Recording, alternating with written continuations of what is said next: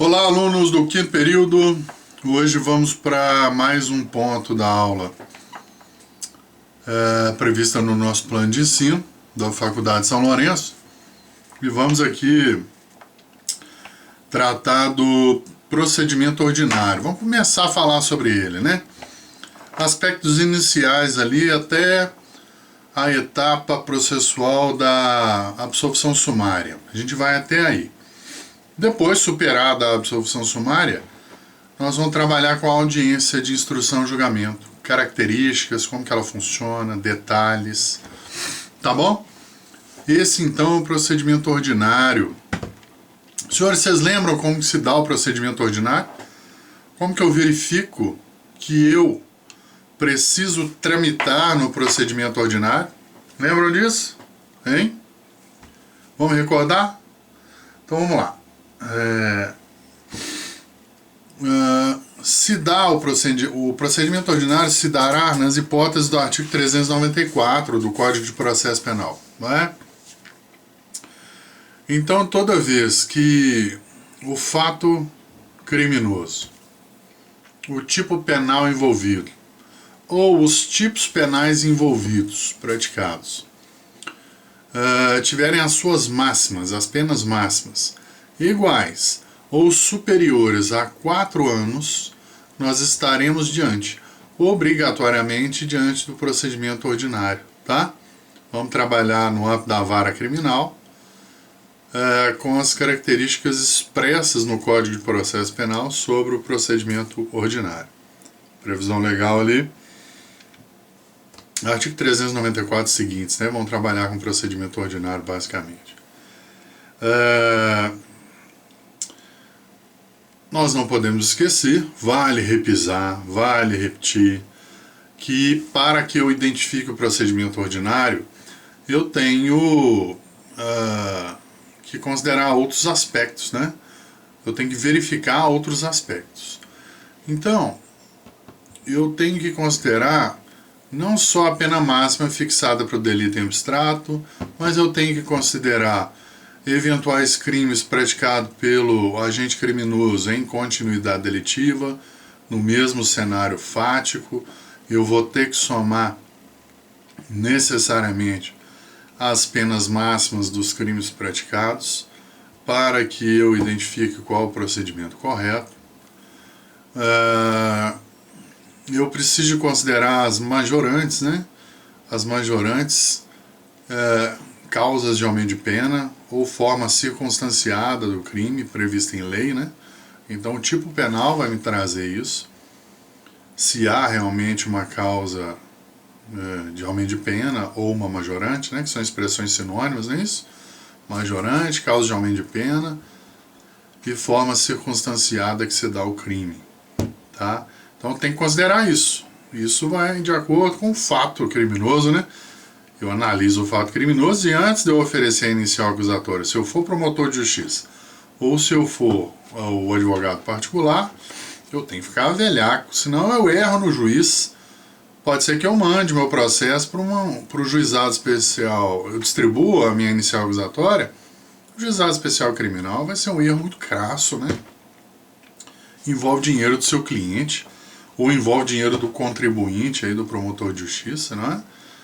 Então eu tenho que ficar muito atento a isso. E para os senhores que vão ter uma primeira avaliação logo que concluírem, para quem quiser, evidentemente, né, mas natural que muita gente faça esse exame, logo que vocês concluírem bacharelado ou no 9º período, vocês já podem fazer o exame de ordem, que vai ser uma avaliação bem formal, solene, de todo o curso de Direito. E na segunda etapa, para quem for fazer penal, processo penal, vai ser exigido isso dos senhores, identificar a competência, o juízo competente, tá? Para eventuais demandas. Então tem que saber, no processo penal, os procedimentos. Nós começamos aqui com o procedimento ordinário, tá? Nós temos que levar em consideração isso. Outra hipótese que a gente tem que considerar: o tipo penal não é um tipo caput não, professor. É um tipo penal igual esse que a gente está estudando, que ocorreu, mas ele ocorreu de uma forma mais grave. Então o legislador previu ali para ele uma modalidade qualificada daquele crime. Então não é dano caput, é dano qualificado. Quando eu pratico dano contra as pessoas jurídicas de direito público, né? O município, o Estado, a União ou o Distrito Federal, contra o patrimônio dessas pessoas jurídicas, né? É um dano qualificado, só por isso. Ou quando ficar revelado um prejuízo considerável para a vítima, que vai ser apurado no caso concreto com razoabilidade e proporcionalidade. Há outras hipóteses também, no artigo 163, parágrafo único, que trata da hipótese de dano qualificado. Convido os senhores a darem uma olhada para verificarem a forma qualificada do crime. O crime qualificado ele vai trazer novo patamar mínimo e máximo para ser apurado. Então eu posso ir no caput. O caput traz um patamar de pena mínima e máxima menor. A narrativa fática me indica que não foi um tipo penal caput. Foi um tipo penal qualificado. Então eu tenho que considerar as formas qualificadas de crime? Claro que eu tenho. Em qual patamar? Na pena máxima fixada por crime qualificado em questão. Dependendo do exemplo, tá? E as agravantes, hein, professor? Agravante, então, não é a mesma coisa que majorante? Definitivamente não. São institutos diferentes que são analisados de forma concatenada no modelo trifásico de aplicação da pena pelo juiz. Nós vamos estudar isso. Vocês, futuros juízes de direito, né? Ó o Luciano aí, ó, quinto período, futuro juiz de direito. Não é? O Hugo, ó o Hugo. O Hugo tem cara de juiz, hein? A Carol do quinto A tem um semblantezinho de juiz de direito, hein? Tem muito juiz de direito aí por aí, hein? Tem muita gente que está só aguardando o momento, em que pode ser muito bem aproveitado pela magistratura. Então vocês vão estudar comigo nesse período, no próximo período, se der no final desse período, tá meio complicado, né, esse período, mas no próximo período a gente tira essa matéria. As características da sentença, seus elementos e a parte dispositiva que, dentre outros elementos, contém a forma trifásica de aplicação da pena. Primeiro, o juiz fixa a pena base, no artigo 59, atendendo às circunstâncias judiciais. Depois, no segundo momento, ele analisa atenuante e agravante. Se existe, no caso concreto, tem que analisar, ali nos artigos 63, 64, 66, né? Ali no Código Penal tem ali previsto de forma expressa o que é agravante, o que é atenuante. E por último, ele analisa as causas de diminuição de pena, se existem, o tipo penal que vai trazer. Tá? Se ele não trouxer, a gente pode fazer uma análise nas causas de diminuição de pena da parte geral.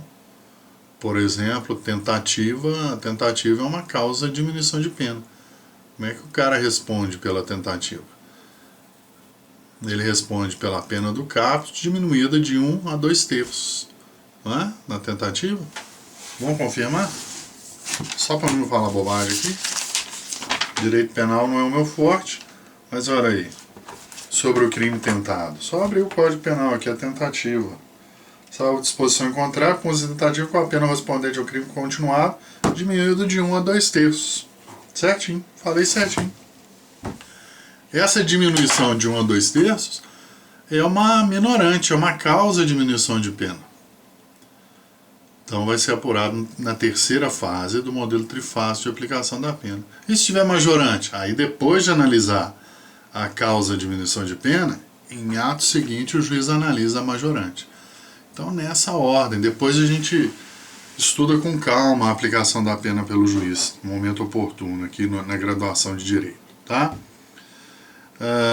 Eu chamei a atenção disso por conta dos elementos que nós não podemos deixar de analisar para identificar o procedimento. A agravante, que seria um elemento, não a atenuante, né? Mas a agravante, lá do Código Penal, nós temos, quando elas são verificadas, é só o juiz que vai aumentar essa pena no segundo momento do critério trifásico.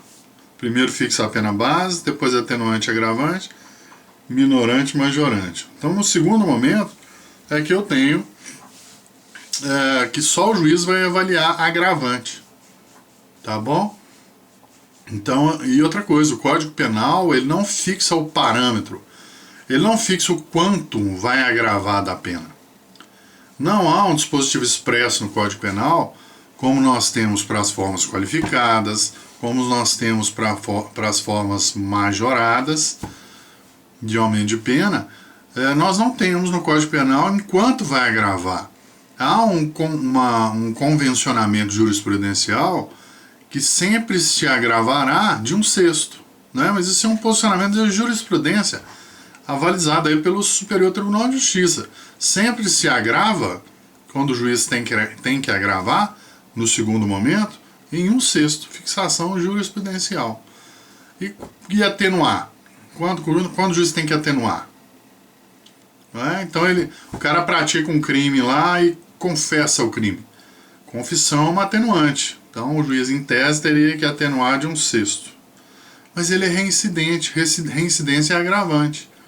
Então fica elas por elas. A pena não sai do lugar, né? Que eu tenho que atenuar 1/6 e agravar em 1/6. No segundo momento, critério trifásico, uma fração se anula com a outra. Tá bom? Mas é o juiz que faz isso. Então a agravante, ainda que eu verifique, no caso concreto, que há uma agravante, eu não posso considerar a agravante para embutir na pena máxima mais 1/6. Eu não posso fazer isso porque essa é uma convenção, esse é um posicionamento da jurisprudência. E é uma atribuição exclusiva do juiz fazer isso. Eu, operador do direito, que vou provocar o juízo, promotor, naturalmente, ou advogado, eu não posso me valer dos elementos que agravam, né, das agravantes, porque, repito, o Código Penal não falou enquanto. Então a gente não utiliza de agravante. A gente só vai considerar crime em continuidade delitiva, somar todos eles nas máximas. A forma qualificada do crime, se for o caso, tem que utilizar a forma qualificada na pena máxima. E as majorantes, causa de aumento de pena ou forma circunstanciada do crime. Não é? Eu tenho que analisar desta forma. Deixa eu só ligar o cabo da bateria aqui, que está acabando a bateria da câmera aqui, gente. Só um minutinho. Aguenta a mão aí, que eu já retomo.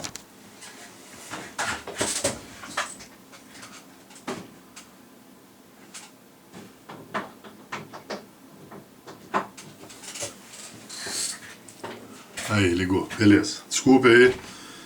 Produção, chamei a produção aqui. E a produção resolveu. A bateria estava acabando aqui já. Obrigado aí, produção. Valeu. Tá? Vamos lá, então. Para a aula de hoje eu separei só 3 slides. Procedimento ordinário, a gente tem que estudar ele com um pouco mais de cautela, porque ele vai ser o parâmetro para todos os outros procedimentos. Então ele é o mais completo. Tá? Posso dizer que ele é o mais vagaroso pela complexidade que ele autoriza no Código de Processo Penal, em que pese uma reforma de 2008 que tem embutida a celeridade, a economia dos atos processuais, etc. Tá? Condensação dos atos processuais, né? Unificação dos atos processuais na audiência de instrução e julgamento, mas nem sempre é uma realidade. E é natural que na prática, o procedimento ordinário ele é mais completo, ele vai ser mais completo, legalmente ele é, não só pela prática, mas às vezes ele vai ter um fracionamento de audiência, a mesma audiência de instrução vai ser fracionada em duas ou 3 vezes, tá? E contempla mais hipóteses de garantismo penal, tá? Mais hipóteses de ampla defesa e contraditório, mais hipóteses de questionamentos, né? Admite-se o oitivo de mais testemunhas. Então a gente tem que tomar cuidado e estudar ele com calma, tá bom? Que ele vai servir de norte para os outros. Quando os outros forem omissos, o sumário, o sumaríssimo, eventualmente no procedimento especial, eu vou me socorrer no Código de Processo Penal, como ciência mãe, tá? Então vamos lá, abra um slide aí que eu disponibilizei para os senhores no portal. A gente está fazendo dessa forma, né? Você deixa uma janelinha com o meu vídeo falando aí, e a outra janelinha no computador, você abre o slide. Então vamos lá. Procedimento ordinário. Já antecipei um pouco da discussão. O caráter dele, olha o primeiro item, é o caráter subsidiário, supletivo, não é? O recurso da analogia perfeitamente aceitável e absolutamente necessário. E existe uma previsão, inclusive, expressa nesse sentido no artigo 394, parágrafo 5º, que o procedimento ordinário vai ser subsidiário, supletivo ao procedimento sumário, sumaríssimo e até no especial, tá? Então esse é o procedimento ordinário. Bom, normalmente, nos casos afetos à justiça criminal, nós temos uma etapa preliminar de inquérito policial que a gente já estudou. Não que essa etapa seja absolutamente indispensável, e não é, ela é dispensável. Mas normalmente o processo chega ao judiciário já com elementos de informação do inquérito policial para serem analisados pelo titular da ação penal, que é o promotor de justiça, nos casos da ação penal pública, ou pelo particular na queixa-crime. Tá bom? A rigor, na maioria dos estados da federação, eu imagino que sim, quando o inquérito policial ele é findo com o relatório do delegado de polícia, os autos do inquérito policial são distribuídos junto a alguma das varas criminais, por exemplo, de um grande centro em Belo Horizonte, a primeira, a segunda, a terceira, a quarta vara criminal, que seja, vai embora, dependendo do número de varas, distribuição por sorteio, e aí o juiz, antes de analisar a matéria processual, ele abre vista ao promotor de justiça, porque não tem o que o juiz fazer nesse momento, né? Por mais que ele fiscalize o caso, ele sempre vai abrir a opinião do titular da ação penal para que ele se manifeste no prazo legal. Então, é distribuído a uma vara criminal, o juiz vista ao promotor de justiça. E aí o promotor de justiça vai analisar se oferece a denúncia, se pede o arquivamento do inquérito policial, etc. Tá? Alguns estados da federação, salvo engano, Minas Gerais já tem isso, tá? Nas capitais. O trâmite do inquérito policial ao Ministério Público é direto. Isso nos traz mais celeridade, né? Eu tenho celeridade aqui na tramitação processual, porque não há necessidade desses autos serem enviados ao magistrado, inicialmente. Que ele não vai trabalhar, né? Ele não vai manifestar processualmente, nesse caso, antes da opinião do promotor de justiça. Então, mesmo que o Código preveja um envio ao judiciário para depois seja encaminhado ao titular da ação penal os autos de inquérito, já distribuídos com o número de processo no judiciário, etc., alguns estados da federação, por meio de convênio da Secretaria de Segurança Pública, né, que comanda a Polícia Civil,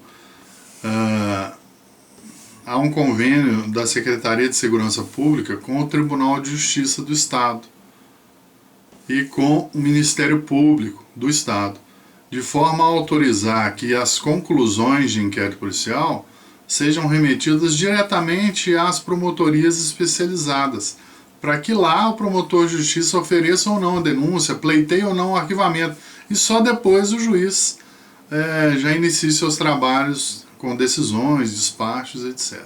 Tá? É uma realidade isso. Beleza. O início do procedimento. Deixa eu ver quantos minutos que eu tenho aqui. Vou mais um pouquinho. Início do procedimento. Eu tenho 2 artigos de referência no Código de Processo Penal que disputam o início do procedimento ordinário. O início, melhor dizendo, da fase da ação penal, da fase judicial, da fase da ação penal. Quando que inicia? Qual que é o marco legislativo? É o artigo 396 ou é o artigo 399 do Código de Processo Penal? Esses dois artigos foram objeto de reforma no ano de 2008, uma boa reforma que nós tivemos no Código de Processo. E alguns processualistas entenderam que o artigo correto para o recebimento da inicial acusatória seria o 399 e não o 396. Mas a doutrina majoritária, ela e a jurisprudência também no seu compasso, ela determina que o artigo que identifica o recebimento da inicial acusatória é o 396 do Código de Processo Penal. Vamos a ele. Nos procedimentos ordinário e sumário, oferecida a denúncia ou a queixa, o juiz, se não a rejeitar liminarmente, recebê-la-á, gastar até na mesóclise, hein? Recebê-la-á e ordenará a citação do acusado para responder à acusação por escrito no prazo de 10 dias. Então, o juiz, obrigatoriamente, nesses procedimentos, no caso aqui no procedimento ordinário, quando o promotor oferece a denúncia ou o particular oferece a queixa, se não for caso de rejeição liminar, que a gente vai estudar aqui também, por exemplo, por inépcia processual, tá? Se não for um desses casos previsto no Código de Processo Penal, depois de recebida a inicial acusatória, depois que o juiz receber formalmente a inicial acusatória, é que ele vai citar o acusado, ou denunciado, ou querelado, né, para que ele se manifeste aí no prazo legal de 10 dias, apresentando resposta à acusação ou a conhecida defesa preliminar. Então esse artigo 396 é ele que é o divisor de águas para a gente inclusive fixar um marco de prescrição. E não o 399, que seria no momento posterior. Já antecipo para os senhores que o despacho que recebe a inicial acusatória, seja denúncia ou queixa, ele é um marco de interrupção da prescrição. Ele é o primeiro marco que vai zerar o prazo prescricional. Porque a rigor, a prescrição começa a correr da data do fato, ou da data que se encerra a atividade delituosa nos crimes continuados. Não é? Então, se a prescrição começa a correr da data do fato, ela começa ali 1 dia, 2 dias, 3 dias, 4 dias. Quando o juiz recebe a inicial acusatória formalmente no processo, como assim, professor, formalmente? O juiz despacha. Recebo a inicial acusatória pelos seus próprios fundamentos, vistos que preenchidos os requisitos legais, como justa causa e materialidade delitiva. Cite-se o denunciado, ou acusado, ou querelado, para a apresentação de resposta à acusação no prazo de 10 dias. São Lourenço, Publix, Registro Intimes e data. Ele vai datar aquilo lá. Data, dia tal, dia 8 de abril de 2020. E vai assinar, juiz de direito. Assinatura lá, juiz de direito. Aquela oposição de data naquele despacho, aquela data é um marco prescricional. Aquela data, se ele assinou aquele despacho de recebimento inicial às 23 horas e 59 minutos da quarta-feira, aquele é o primeiro dia do prazo prescricional que é contado na forma do artigo 10 do Código Penal. Tá? É o primeiro dia. Então é importante a gente identificar quando que se recebe a inicial acusatória. É no 396 e isso vai cair na sua N1. Vamos ver como é que vai se ficar essa N1 aí por conta dessa situação de exceção que a gente está vivendo. Mas se tiver a prova, terá, nós vamos adaptar isso aí. Nós vamos cobrar isso, vou cobrar. Qual que é o dispositivo que é um marco para o recebimento da inicial acusatória? Ou eu vou induzir os senhores a erro dizendo que é o 399. O que diz o 399? Antes de ler a redação do 399, eu vou dar um break aqui, porque senão vai ficar muito grande o vídeo. Pera aí, só um minutinho.